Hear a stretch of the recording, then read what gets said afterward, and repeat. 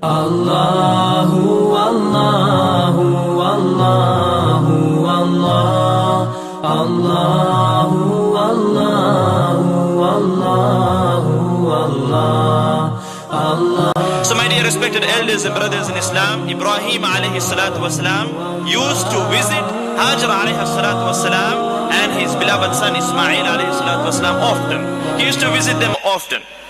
So now after some time, another very important incident takes place.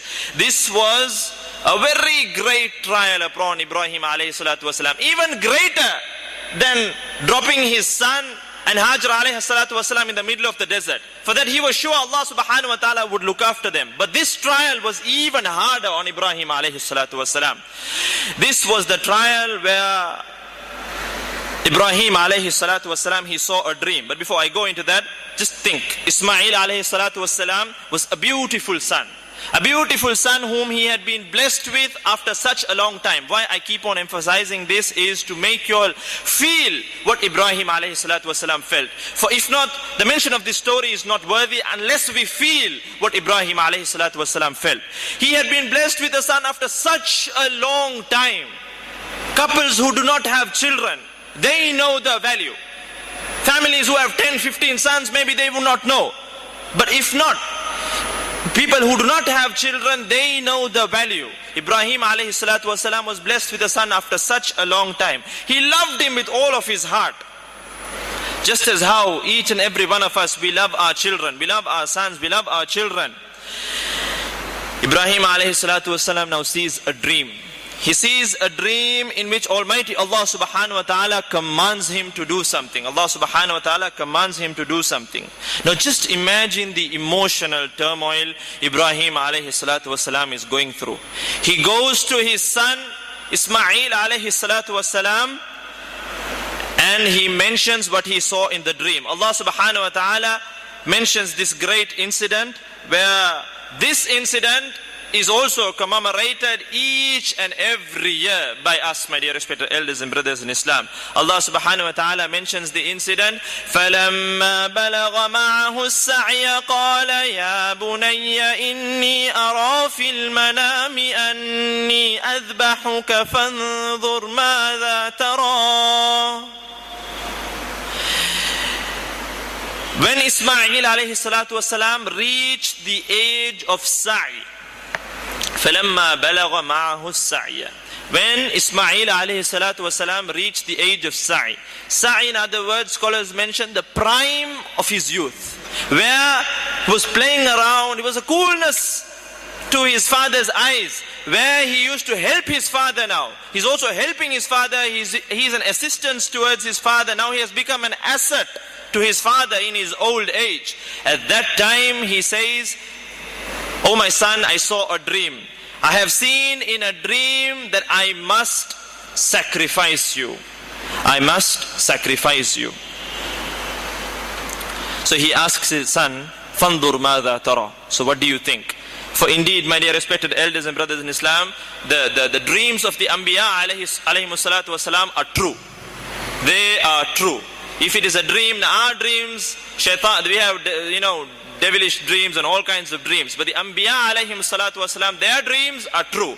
So Ibrahim alayhi salatu wasalam saw in his dream that he is sacrificing his son. So that is a command from Allah subhanahu wa ta'ala that he had to sacrifice his son. So he is going to his son. He can't just go and drag his son like a cow or a bull and go and sacrifice him. So he goes to his son and informs his son of his dream. And then he asks his son, "Fandur madha tara." So what do you think?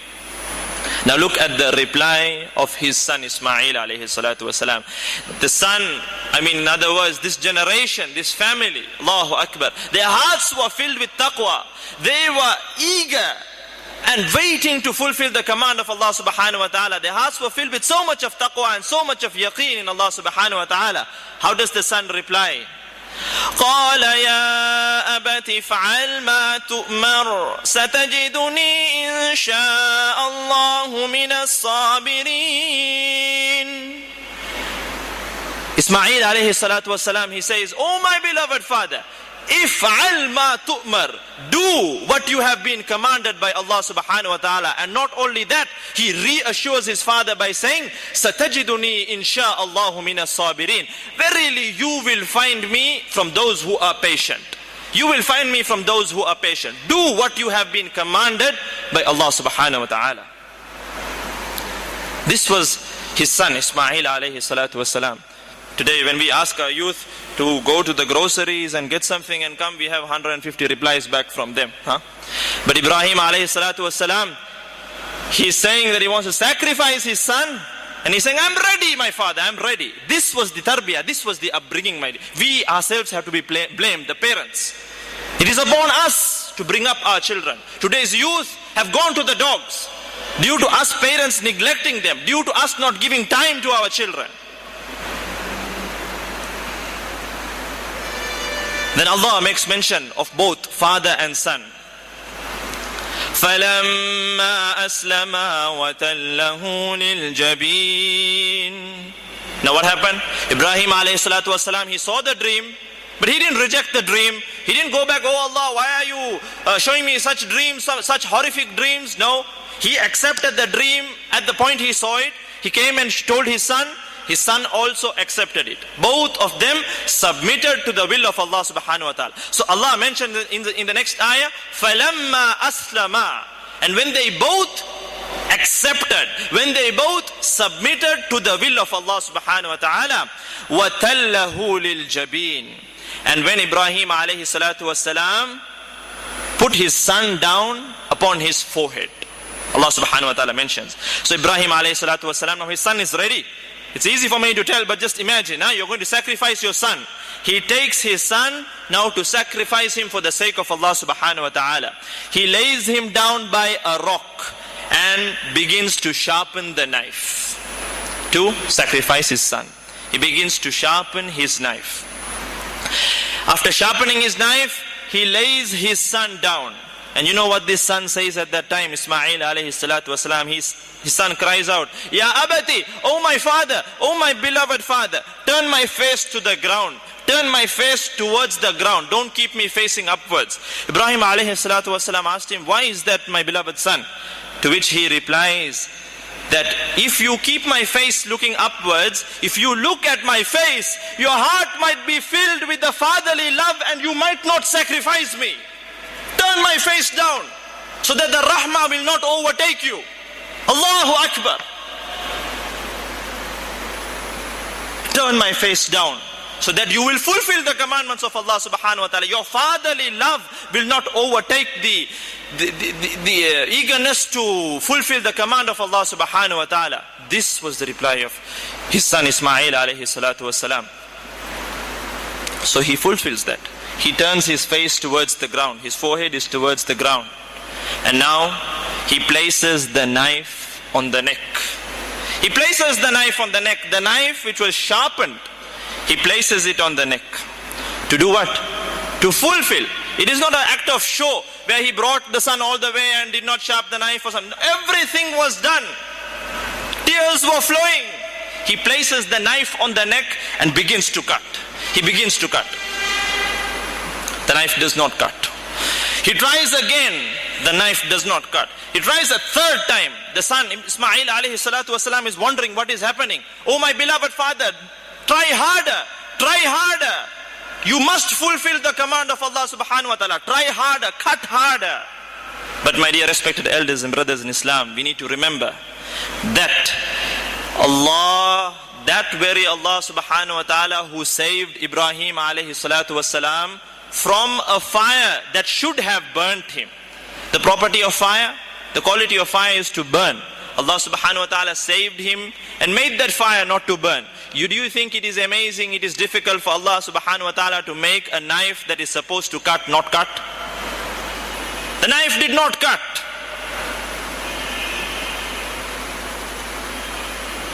But Allah mentions, فَلَمَّا أَسْلَمَا وَتَلَّهُ لِلْجَبِينِ. Both of them submitted.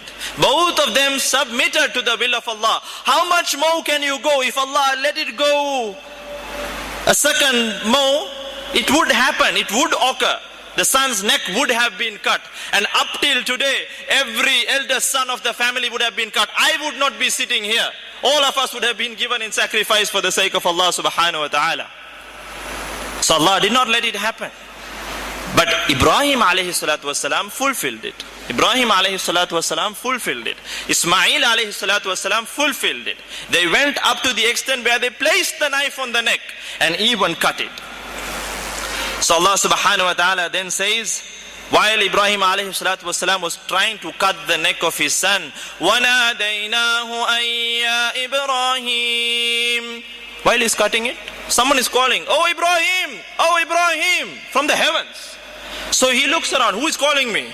وَنَادَيْنَاهُ أَيَّا إِبْرَاهِيمُ قَدْ صَدَّقْتَ الرُّؤْيَا إِنَّا كَذَلِكَ نَجْزِي الْمُحْسِنِينَ. You, O Ibrahim alayhi salatu wasalam, have fulfilled your vision. You have fulfilled your dream. Inna kadhalika najzil muhsinin. This is how we shall reward the doers of good. And Allah Himself confirms after that, Inna hadha lahu al-bala'ul mubin. Indeed, this was a clear trial. This was a great trial. I mentioned in the beginning, more difficult than going and dropping Hajj alayhi salatu wasalam and his son in the desert. For he knew Allah would look after. But now this was a dream where he saw that he had sacrificed his son. It was a greater trial for him. But he passed it. He passed it. And not only him, his son Ismail alayhi salatu wasalam, both of them passed the test of Allah subhanahu wa ta'ala. My dear respected elders and brothers in Islam, with flying colors. They both passed their tests. And then Allah mentions, وَفَدَيْنَاهُ بِذِبْحٍ عَظِيمٍ. Now a slaughter has to take place. A slaughter has to take place. The knife is sharpened, everything is ready. And we ransomed him with a great sacrifice. Most of the narrations point out that a white ram, kabsh, a white ram which had been grazing in the gardens of Jannah, was brought down to Ibrahim alayhi salatu wasalam. And he slaughtered that white ram in place of Ismail alayhi salatu wassalam. And then Allah mentions, وَتَرَكْنَا عَلَيْهِ فِي الْآخِرِينَ. And we left for him a favorable mention amongst later generations. Look at this. Until today, every Hajj we sacrifice. Why? In remembrance of this great sacrifice of Ibrahim alayhi salatu wasalam and his beloved son Ismail alayhi salatu wasalam. Did you ever think why we sacrifice? We sacrifice up till today to commemorate, to remember our father Ibrahim alayhi salatu wasalam and the great sacrifice that he made. Until today, as the ayah goes on, a favorable mention for generations after generation. Up till today we are doing it in remembrance and the mention of Ibrahim alayhi salatu wasalam. And also the many acts, so many acts of Hajj all evolve around the family of Ibrahim, around Ibrahim alayhi salatu wasalam and his family. Once again, due to the sacrifices and the trials and tests they went through. And Allah goes on, سلام على إبراهيم كذلك نجزي المحسنين إنه من عبادنا المؤمنين. Now after all of this, after he passed this test, Allah says, Salamun ala Ibrahim. May peace be upon Ibrahim alayhi salatu wassalam. كَذَلِكَ نَجْزِي الْمُحْسِنِينَ. Indeed, this is how we reward the doers of good. إِنَّهُ مِنْ عِبَادِنَا الْمُؤْمِنِينَ. For indeed, Ibrahim alayhi salatu wassalam, he was of our believing slaves. He was of those slaves who were from the mu'minun, the believing slaves in Allah subhanahu wa ta'ala.